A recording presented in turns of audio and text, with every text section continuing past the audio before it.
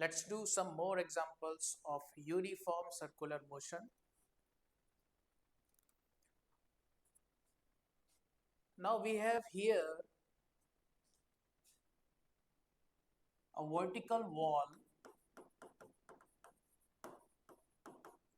and a rod. This rod is falling like this.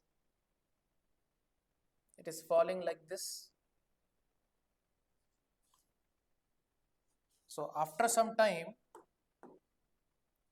the rod will look like this. After some more time, the rod will be like this. And finally, the rod will rest on the floor.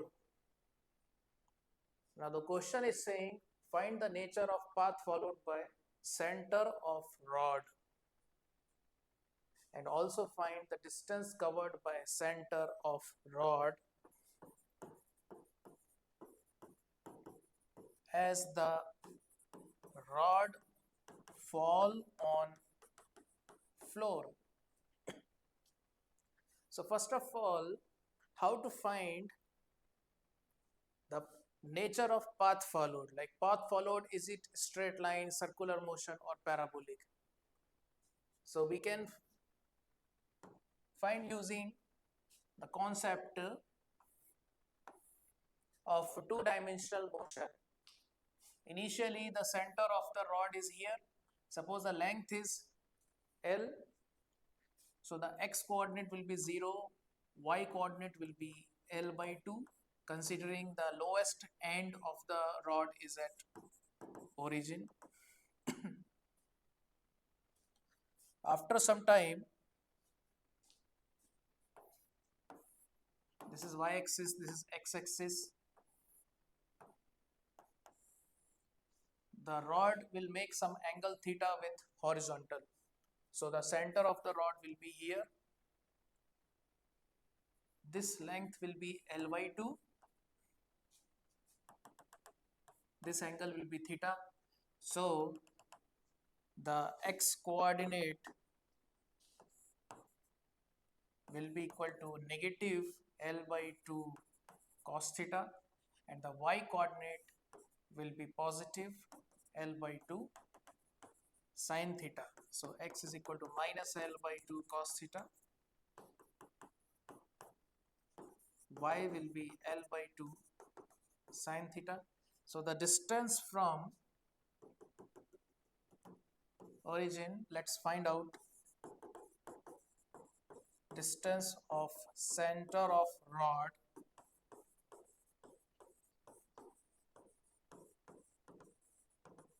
from origin, it will be equal to square root of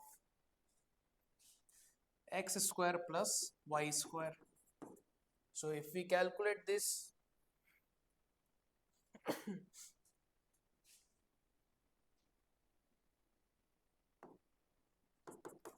we'll get square root of L square by 4 cos square theta plus L square by 4 sin square theta. So that is square root of L square by 4 common into cos square theta plus sin square theta. Cos square theta plus sin square theta is 1. So that is square root of L square by 4, that will be equal to L by 2.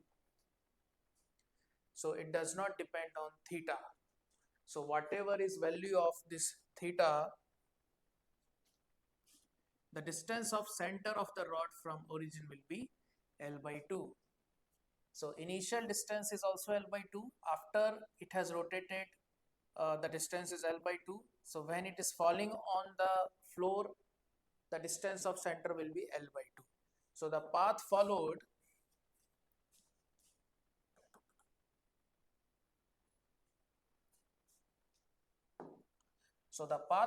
by the center of the rod is circular.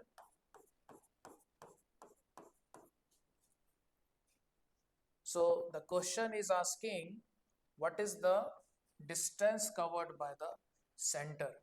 So since it is doing circular motion, so we can say the distance will be angle theta into r. So that is pi by 2 into r. and radius is equal to L by 2. So it is pi by 2 into L by 2. So it will be pi L by 4 meter if we substitute L in meter. Next example.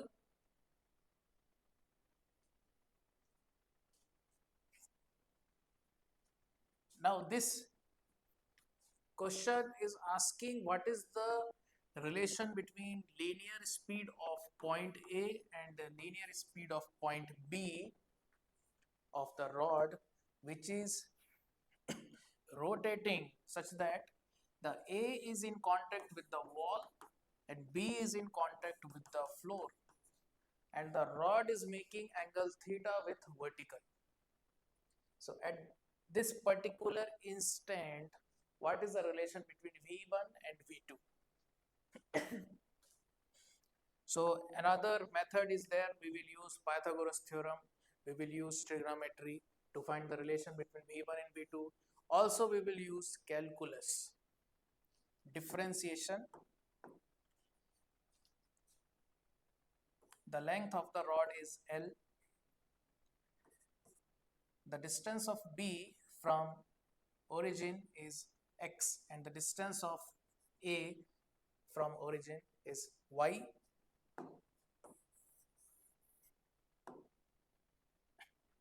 So we have x square plus y square is equal to L square.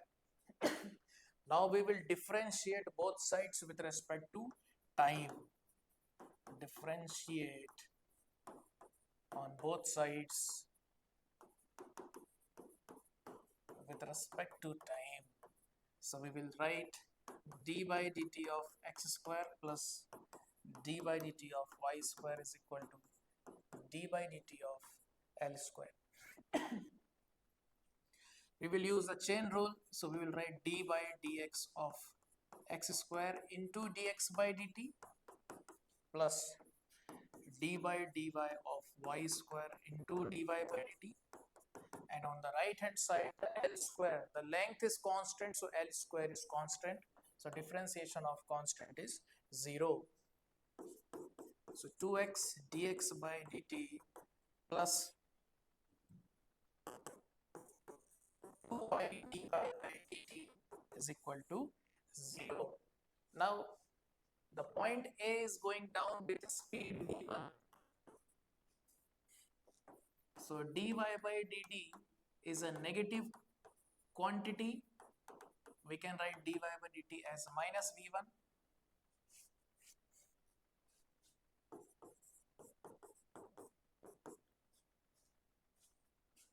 And dx by dt is a positive quantity, which is equal to plus v2. How to find it is positive quantity or negative quantity? Because y is decreasing, so rate dy by dt will be negative, and x is increasing, so the rate dx by dt will be positive.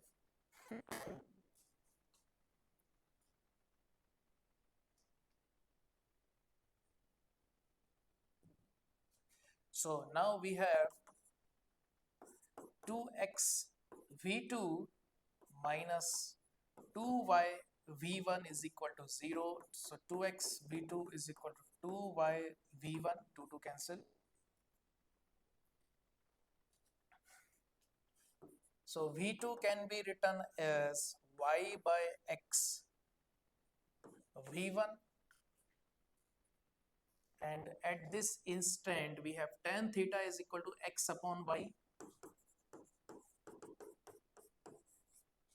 So v2 can be written as cot theta into v1, or v1 can be written as tan theta into v2. This is the solution. Now next example is based on pendulum. It is simple pendulum. In this simple pendulum, the ball is at the lowest point of the string. One end of the string is fixed with the ceiling,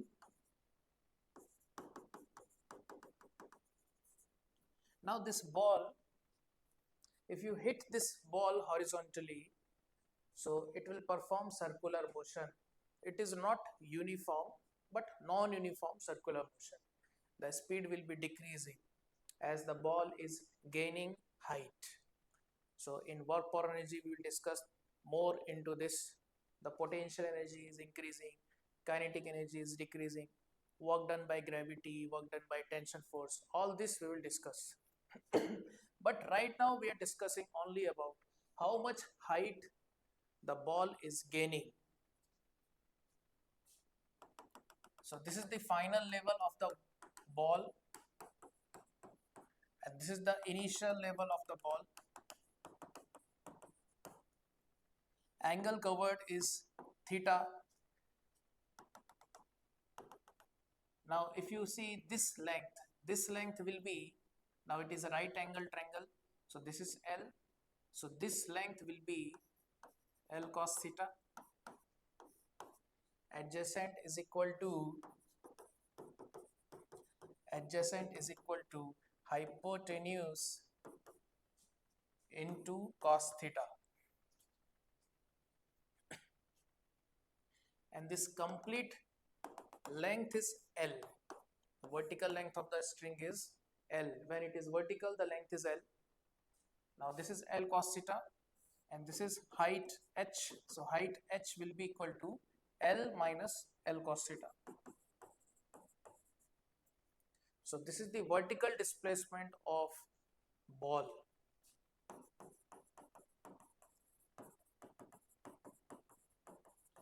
Vertical displacement of ball, which is asked in the question, how much height it is raised, and how to find the horizontal displacement of the ball. So horizontal displacement is this, so which is equal to L sin theta.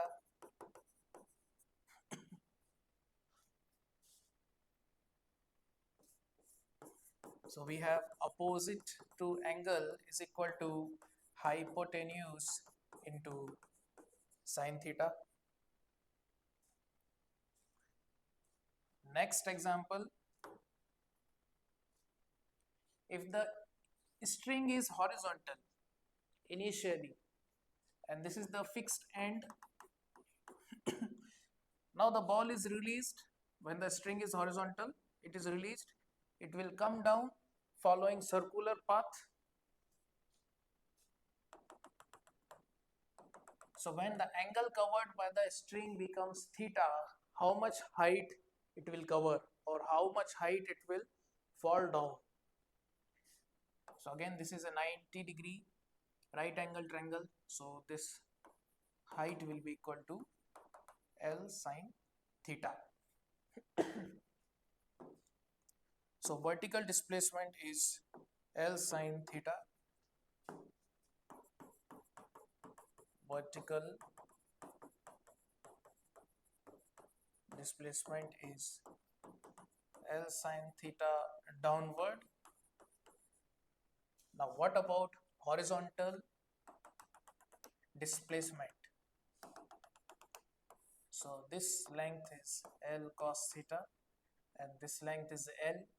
So this length will be L minus L cos theta.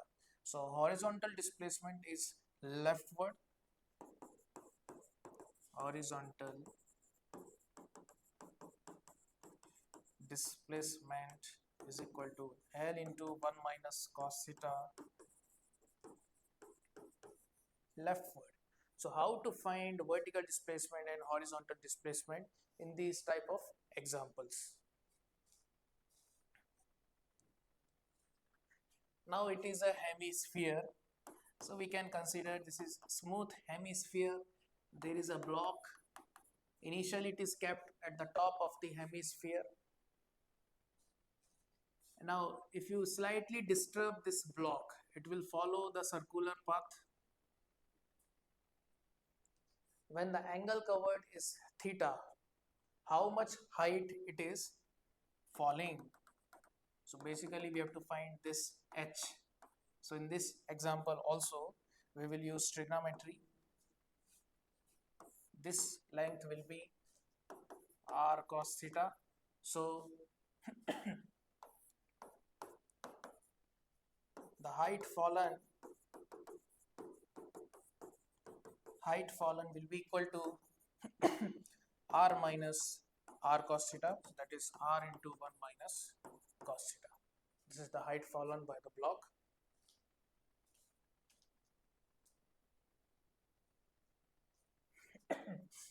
Now this is the hemisphere. The block is inside hemisphere.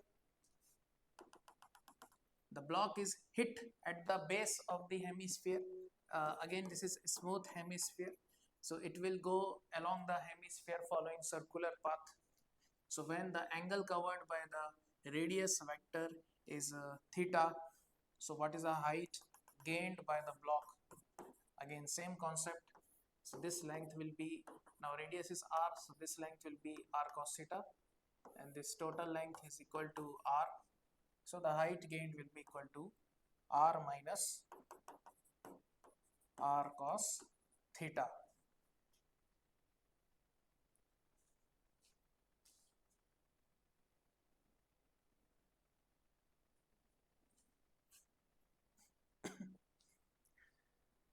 In this example, two blocks A and B are identical. Now imagine it is a smooth circular tube. Smooth circular tube. Now the question says, when the A and B are colliding with each other, they interchange their speed. According to question, blocks interchange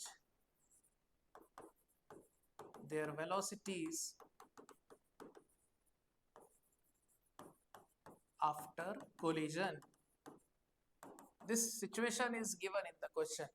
After collision, the velocities are interchanged. So suppose the A is going right side with V and B is going left side with 2V. So after collision, A will move left side with 2V and B will move right side with V. So this is the lowest point of the tube, and we assume the circular motion will be uniform. So assuming uniform circular motion for the blocks,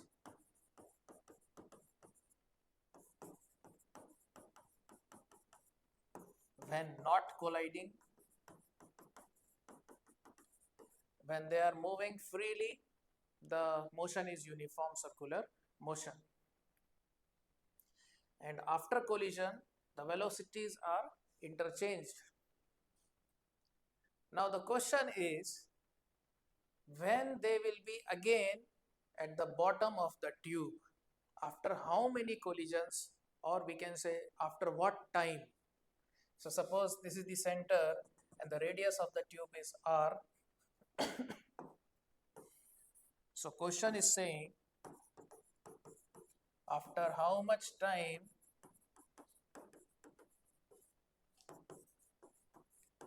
they will be again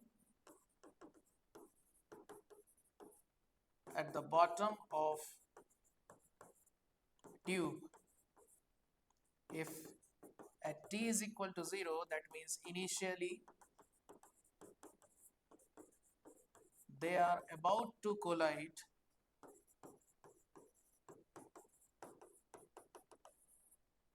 as shown. So in this situation, they are just about to collide now. So this is t is equal to 0. After what time they will be again at the lowest point? So let's consider various diagrams representing the moment they are colliding with each other.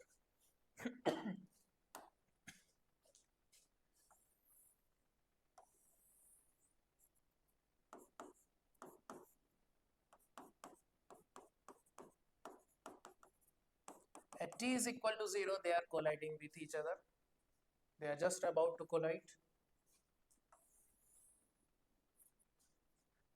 Now, after after first collision, we are calling it as first collision. After first collision, A will move left side with 2v and B will move right side with v. So that means next collision will take place, and before next collision, A will cover 2 times distance as covered by v, or the angle covered will be 2 times as angle covered by B.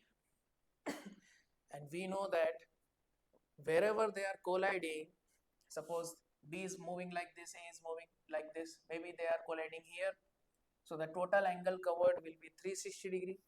So the angle covered by A will be 240 degree and the angle covered by B will be 120 degree. So next collision will take place here. B is covering 120 degree and A is covering 240 degree. So this is A and this is B. Now the velocity of A is 2v, velocity of B is v. They are just about to collide.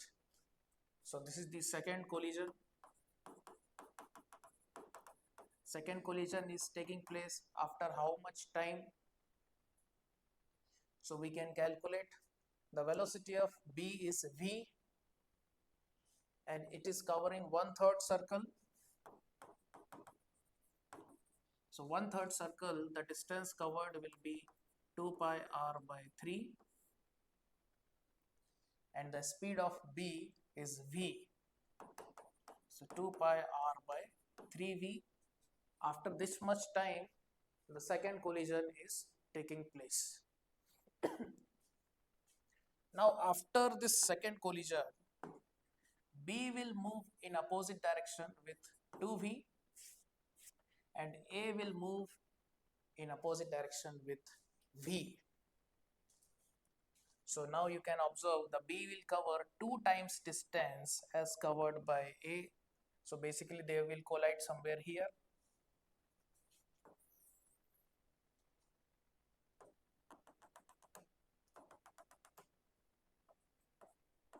This is B, this is A. So A is coming with velocity v, B is coming with velocity 2v, and this is the third collision.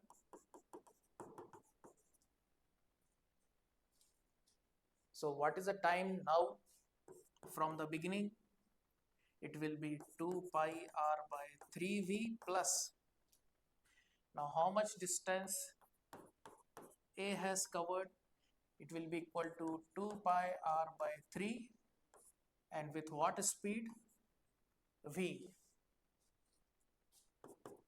So now total time is 4 pi r by 3v, or we can say 2 into 2 pi r by 3v.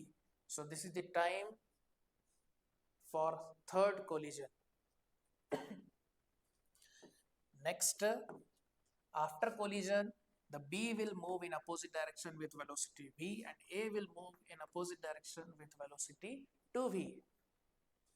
So A will cover 2 times distance as covered by B, so they will collide again here. That is the lowest point of the tube.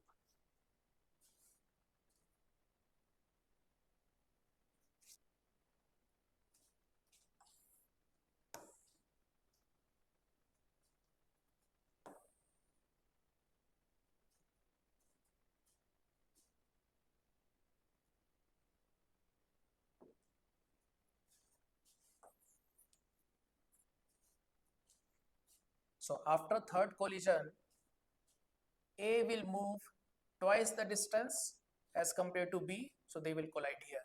So the fourth collision will take place here. Now this is A and this is B. Just before collision, A is moving with velocity v and B is moving with velocity 2v.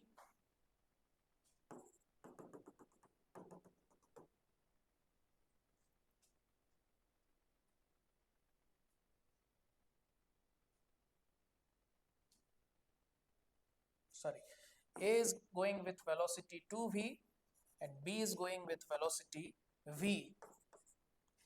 So total time till now is 2 into 2 pi r by 3v plus, now the distance covered by B is 2 pi r by 3 and the speed is v.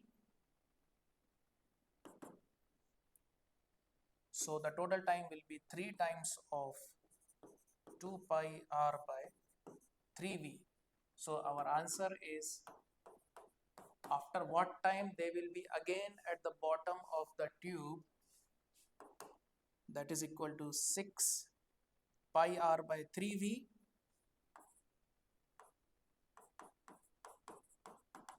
or 2 pi r 2 pi r by v seconds, and this will be the fourth collision. So before coming to this lowest point, the blocks are colliding for 3 times. This will be the fourth time.